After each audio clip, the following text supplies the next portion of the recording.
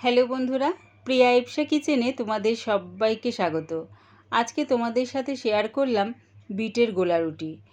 Bit খেতে দেখবে বাচ্চারা একদমই পছন্দ করে না, আর তাদের সামনে যদি আমার মতন করে এরকম বিটের গোলা রুটি বানিয়ে দাও, তারা বুঝতেই পারবে না যে বিট খাচ্ছে।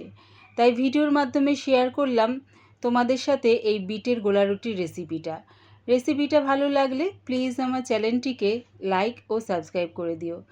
বাটির মধ্যে 1 কাপ আটা নিয়ে নিলাম।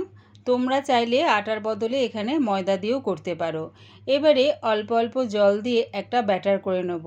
খুব একটা পাতলাও করব না, আবার খুব বেশি ঘনও করব না। দেখো, আটার একটা ব্যাটার করে এটা 10 মিনিটের জন্য চাপা দিয়ে রেখে দিলাম। একটা বিট নিয়েছি, বিটের খোসাটা ছাড়িয়ে ভালো করে ধুয়ে নিয়েছি। আর নিয়েছি দেখো এরকম ছোট ছিদ্রওয়ালা গ্রেটার। তোমাদের কাছে যদি এরকম ছোট ছিদ্রওয়ালা গ্রেটার না থাকে, তাহলে তোমরা মিক্সিতে পেস্ট করে দিতে পারো, কিন্তু বড় ছিদ্রওয়ালা গ্রেটার দিয়ে গ্রেট করে দিও না। তাহলে কি হবে, বড় ছিদ্রওয়ালা গ্রেটার দিয়ে গ্রেট করে দিলে যখন গোলা রুটিটা খাবে তখন বিটগুলো মুখে পড়বে, বাচ্চারা তখন খেতে চাইবে না। আর এরকম ছোট ছিদ্রওয়ালা গ্রেটার দিয়ে গ্রেট করলে বিটগুলো মুখে পড়বে না। গ্রেট করা বিটটা আমি আটার ব্যাটারটার মধ্যে দিয়ে দিলাম একটা টমেটো কুচি, দিলাম একটা মাঝারি সাইজের পেঁয়াজ কুচি, 4টে কাঁচা লঙ্কা কুচি।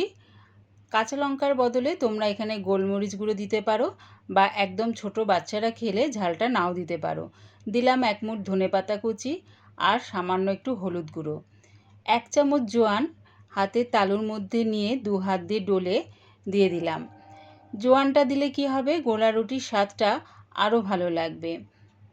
দিচ্ছি স্বাদ অনুযায়ী নুন। সব কিছু দিয়ে আমি ব্যাটারটা ভালো করে মাখিয়ে নেব।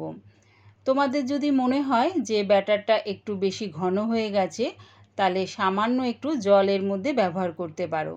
একদম খুব একটা পাতলা ব্যাটার করো না, তাহলে গোলা রুটিটা উল্টানোর সময় উল্টাতে পারবে না। দেখো, ঠিক এইরকম ব্যাটারটা আমি রেডি করে নিলাম। গ্যাসটাকে হাই ফ্লেমে রেখে একটা তাওয়া বসিয়ে দিলাম। তার মধ্যে একটু রিফাইন তেল ব্রাশ করে নিলাম। বিটের ব্যাটারটা হাতা দিয়ে নাড়িয়ে চাড়িয়ে 1.5 হাতা মতন তাওয়াতে দিয়ে দিলাম। এই সময় আমি গ্যাসটাকে মিডিয়াম টু লোতে করে দিলাম। গ্যাসটাকে যদি হাই ফ্লেমে রেখে করা হয় তাহলে বাইরে থেকে এটা হয়ে যাবে, অথচ ভেতরের যে সবজিগুলো থাকবে সেগুলো কাঁচাই থেকে যাবে। তাই গ্যাসটাকে মিডিয়াম টু লোতে করে বিটের ব্যাটারটা দিয়ে দেখো হাতার পেছনটা দিয়ে ছড়িয়ে দিয়ে একটা গোল শেপ দিয়ে দিলাম।